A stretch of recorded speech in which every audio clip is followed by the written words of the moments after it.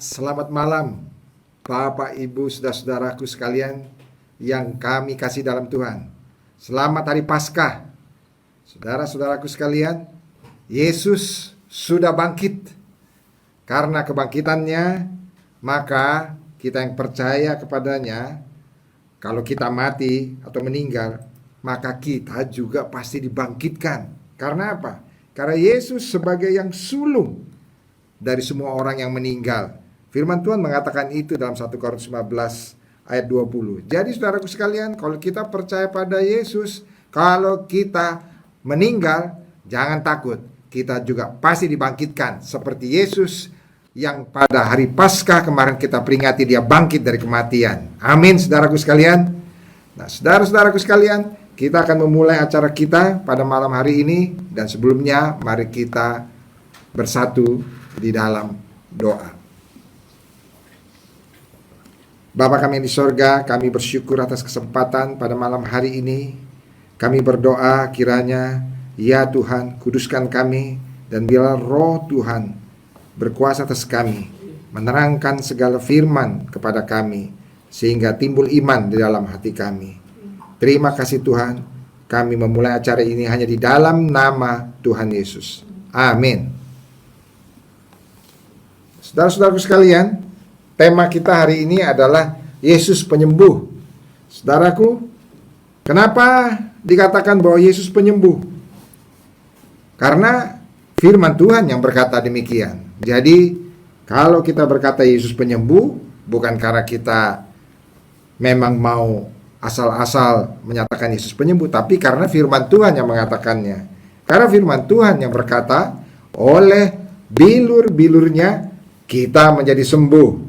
Nah, saudaraku, di mana saudaraku sekalian hal itu terdapat dalam firman Tuhan bahwa oleh bilur-bilurnya kita sembuh? Saudaraku, kalau kita lihat firman Tuhan itu terdapat dalam Yesaya 53 ayat 5. Nah, saudaraku sekalian, saya bacakan dulu Yesaya 53 ayat 5. Saya baca dari awal. Tetapi dia tertikam oleh karena pemberontakan kita, dia diremukkan oleh karena kejahatan kita. Ganjaran yang mendatangkan keselamatan bagi kita ditimpakan kepadanya, dan oleh bilur-bilurnya kita menjadi sembuh. Saudaraku, karena itu makanya kita berani mengatakan Yesus penyembuh, sebab firman Tuhan ini berkata, oleh bilur-bilurnya kita menjadi sembuh.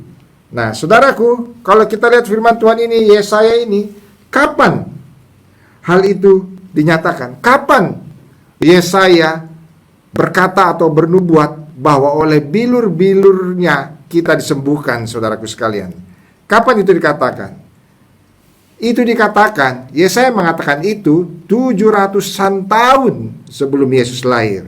Jadi, saudara-saudaraku sekalian, apa yang dialami Yesus 700 tahun kemudian itu sudah dinubuatkan oleh Yesaya pada 700 tahun sebelumnya. Saudara-saudaraku sekalian, itu sangat luar biasa.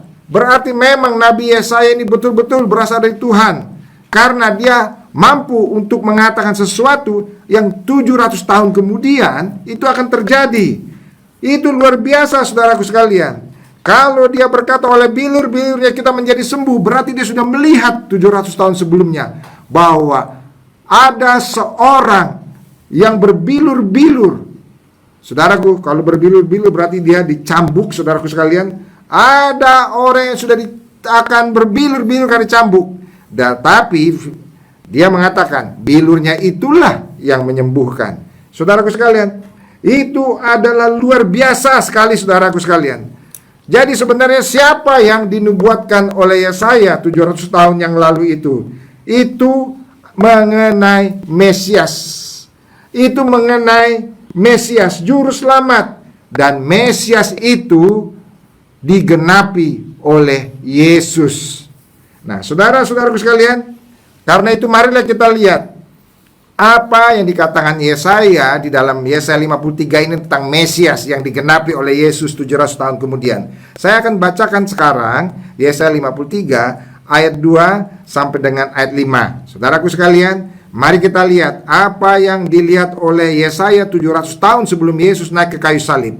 Kita lihat di sini saudaraku sekalian, nubuatan itu. Yesaya 53 ayat 2, sebagai taruk ia tumbuh di hadapan Tuhan, dan sebagai tunas dari tanah kering. Ia tidak tampan, dan semaraknya pun tidak ada sehingga kita memandang dia, dan rupa pun tidak sehingga kita menginginkannya. Ayat 3, ia dihina dan dihindari orang, seorang yang penuh kesengsaraan dan yang biasa menderita kesakitan. Ia sangat dihina sehingga orang menutup mukanya terhadap dia, dan bagi kita pun dia tidak masuk hitungan. Ayat 4, tetapi sesungguhnya penyakit kitalah yang tanggungnya, dan kesengsaraan kita yang dipikulnya. Padahal kita mengira dia kena tulah, dipukul dan ditindas Allah. Tetapi ayat 5, tetapi dia tertikam karena pemberontakan kita, dia diremukkan oleh karena kejahatan kita. Ganjaran yang mendatangkan keselamatan bagi kita ditimpakan kepadanya, dan oleh bilur-bilurnya kita menjadi sembuh. Saudaraku sekalian, 700 tahun sebelum Yesus naik ke kayu salib, ini sudah dilihat oleh Yesaya. Saudaraku sekalian, Allah memberikan penglihatan atau nubuatan kepada nabinya yang bernama Yesaya, apa yang direncanakan Allah untuk kita. Akan ada seorang juru selamat yang akan menanggung segala dosa-dosa kita, dan yang akan menanggung segala siksaan, sehingga kita dapat diselamatkan, dan sehingga kita juga dapat disembuhkan. Saudaraku sekalian, saudara-saudaraku sekalian, memang Allah luar biasa. Rencananya sangat panjang. Berencananya sungguh luar biasa. Yesus tidak lahir begitu saja tiba-tiba, saudaraku sekalian, tetapi sudah direncanakan oleh Allah Bapa jauh sebelum kelahiran Yesus Kristus itu sendiri. Sehingga saudaraku sekalian, ketika Yesaya melihat ini, maka dia tahu akan ada seorang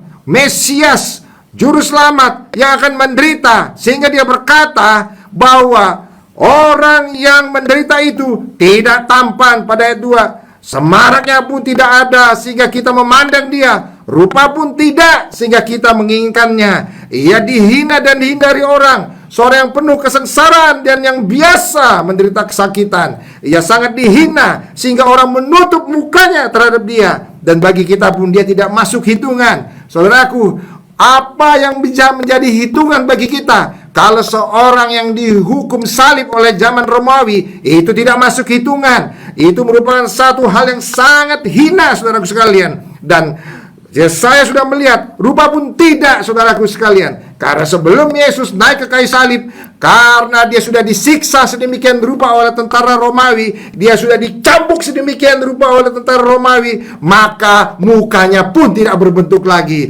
saudaraku sekalian, sehingga dia tidak tampan, semaraknya pun tidak ada, sehingga kita memandang dia tidak ada yang bisa kita andalkan, karena dia betul-betul begitu buruk rupanya, karena begitu menderita, saudaraku sekalian. Dan ini telah dilihat oleh Yesaya 700 tahun sebelum Yesus naik ke kayu salib.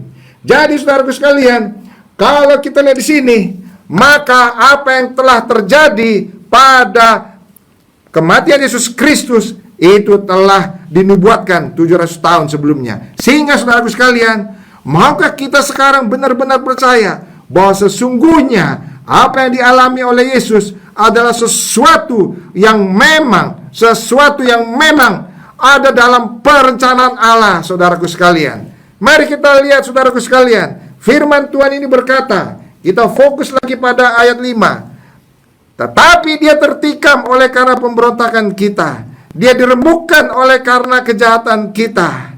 Ganjaran yang mendatangkan keselamatan bagi kita ditimpakan kepadanya, dan oleh bilur-bilurnya kita menjadi sembuh. saudaraku sekalian, dan itulah yang telah digenapi oleh Yesus ketika dia naik ke kayu salib. Saudaraku sekalian, mari kita lihat di sini.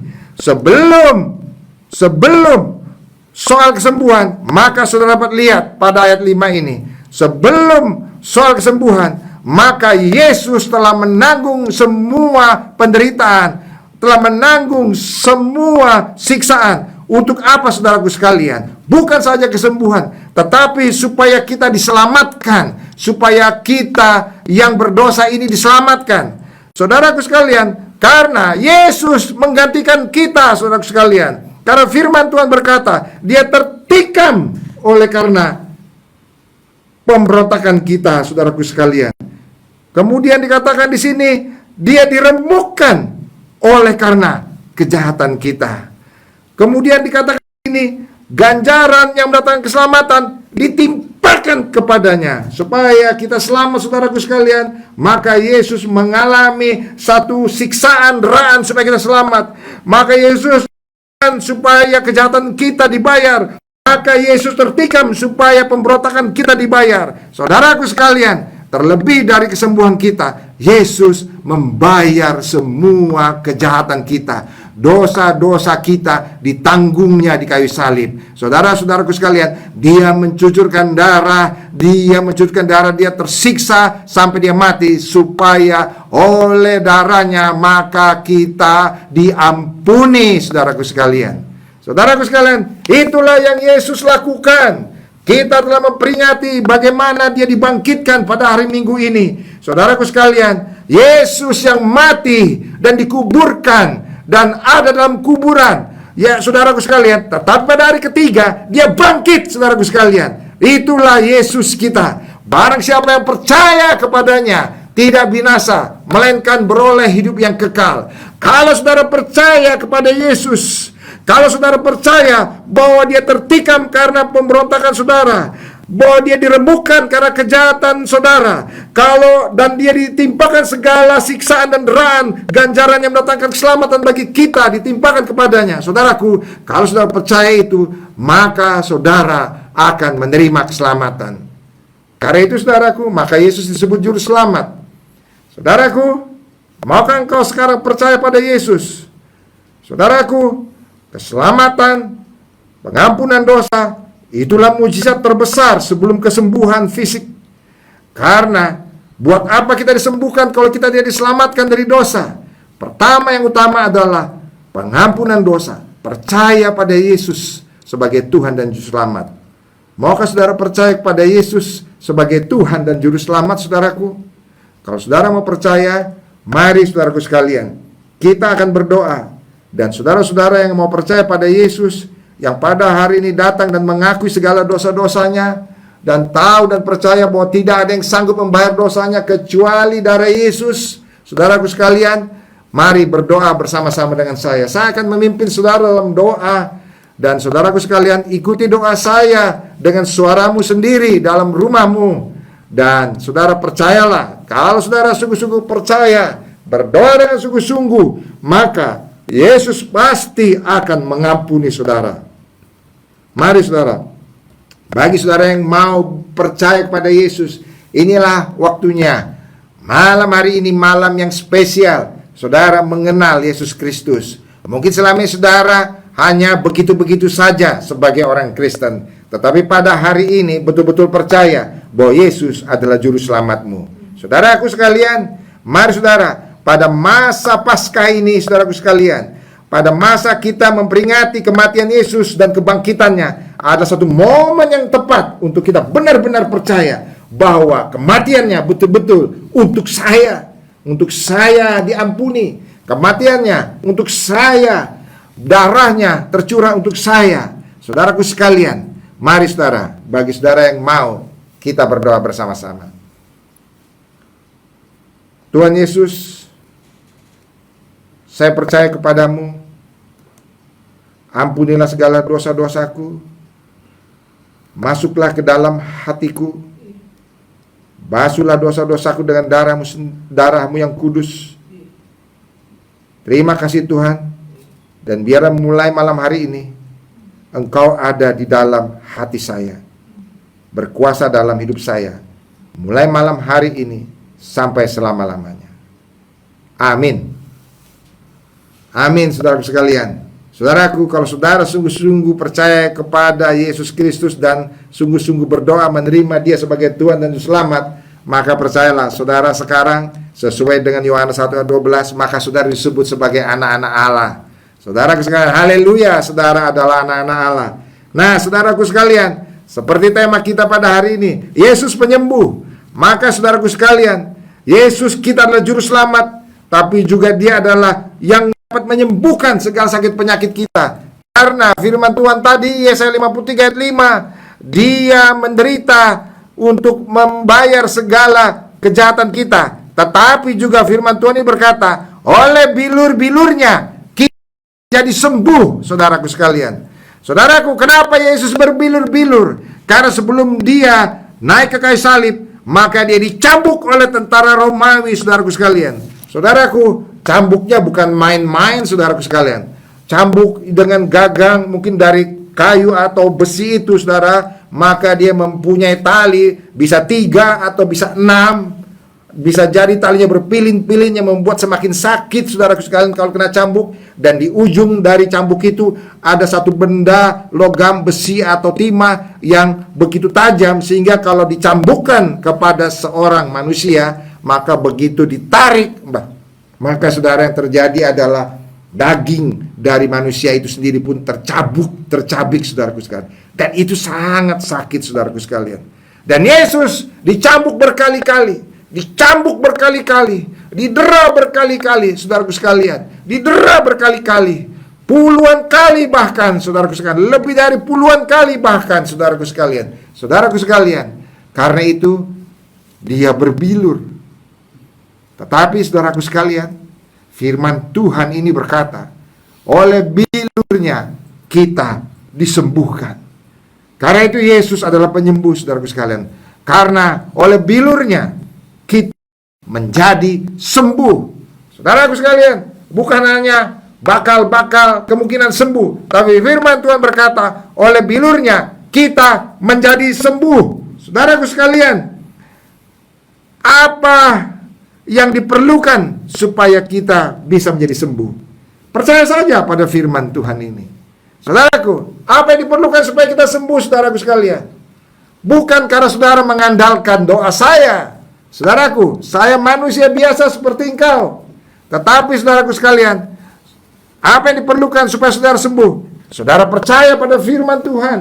Saudara percaya dengan iman kepada firman Tuhan.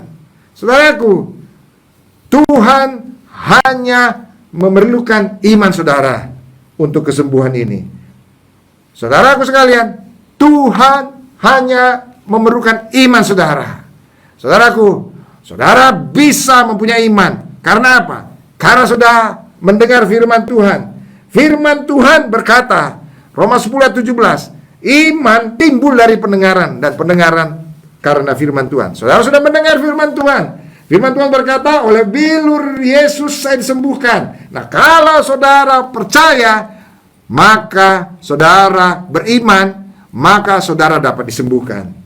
Saudaraku sekalian, tanpa iman, mujizat tidak terjadi. Saudaraku sekalian, dan saya sudah beritahu, iman hanya terjadi karena mendengar firman Tuhan dan percaya. Saudaraku sekalian, Tuhan tidak memerlukan segala apapun dari saudara. Tidak memerlukan materimu, tidak memerlukan uangmu untuk kesembuhan, tapi hanya memerlukan imanmu untuk percaya kepada firman Tuhan.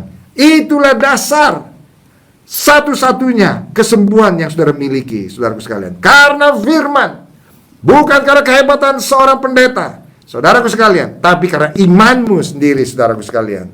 Nah, saudaraku, kalau saudara mau percaya bahwa oleh bilur-bilurnya kita menjadi sembuh, maka saudaraku, maka saudara dapat sekarang berdoa dan beriman bahwa apapun sakit penyakit saudara pasti akan disembuhkan oleh Tuhan.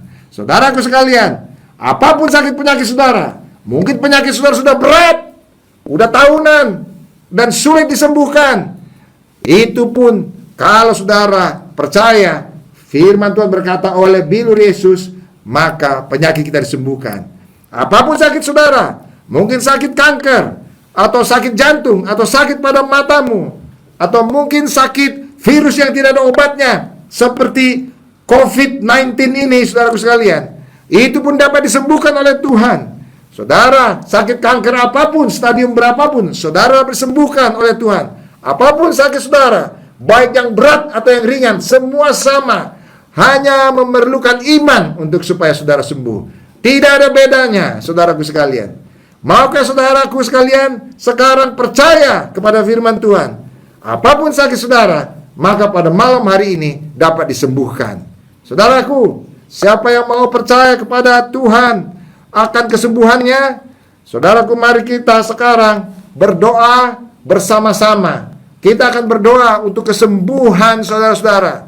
Saudara juga mungkin barangkali juga mau berdoa bagi keluargamu mungkin yang tidak mengikuti acara ini, tapi saudara mau berdoa bagi dia, saudara pun bisa berdoa.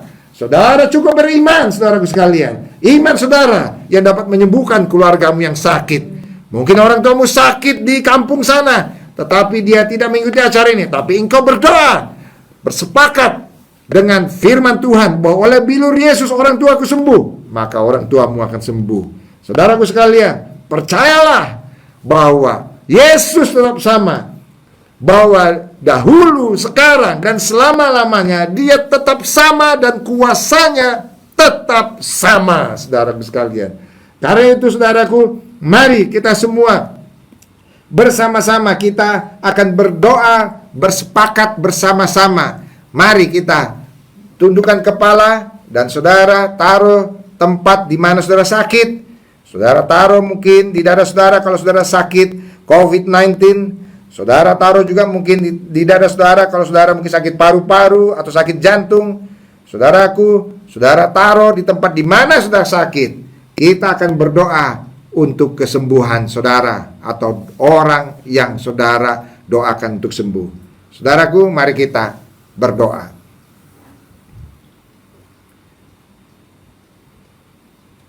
Ya Tuhan, kami percaya pada malam hari ini sesuai dengan firman-Mu bahwa oleh bilur-bilur Yesus maka kami disembuhkan, dan kami percaya kami menjadi sembuh.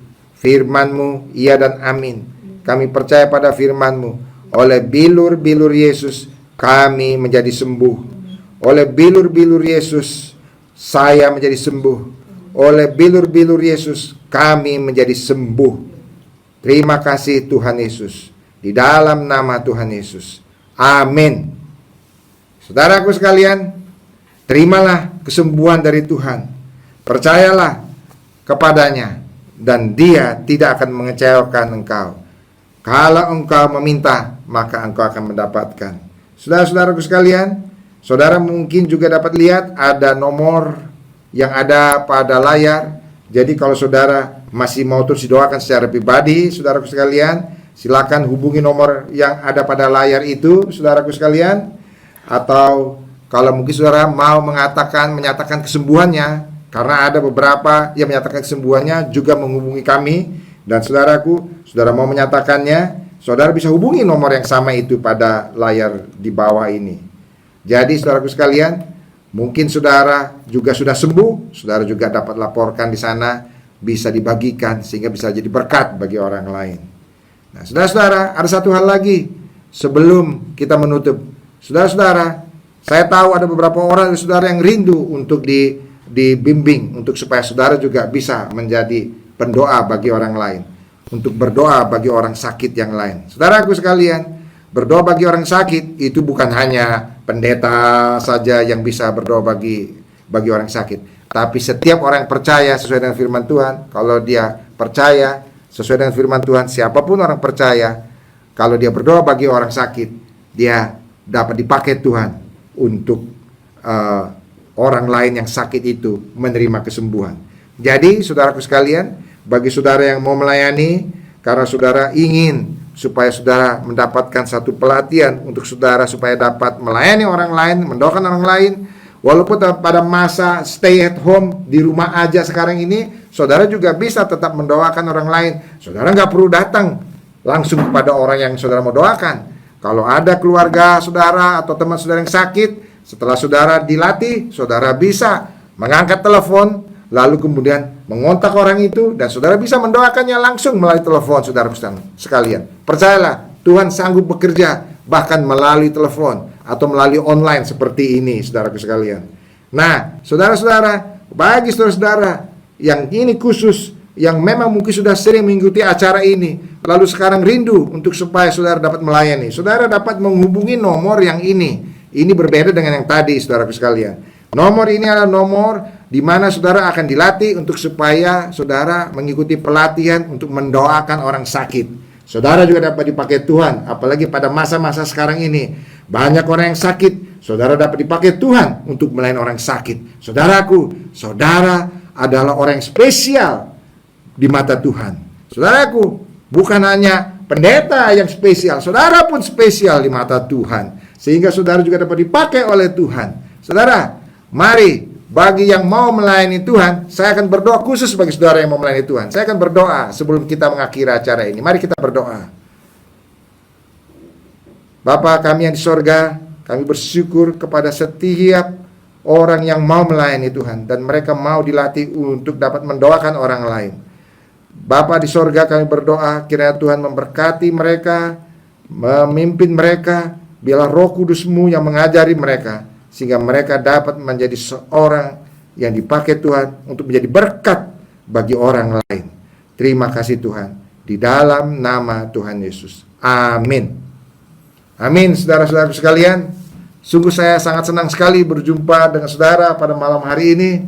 Saudaraku sekalian, saya percaya di balik semua yang ada pada masa ini, di balik semua yang ada terjadi pada bangsa kita, pasti Tuhan mau supaya kita datang kepadanya dan menjadi berkat bagi orang lain, saudaraku sekalian.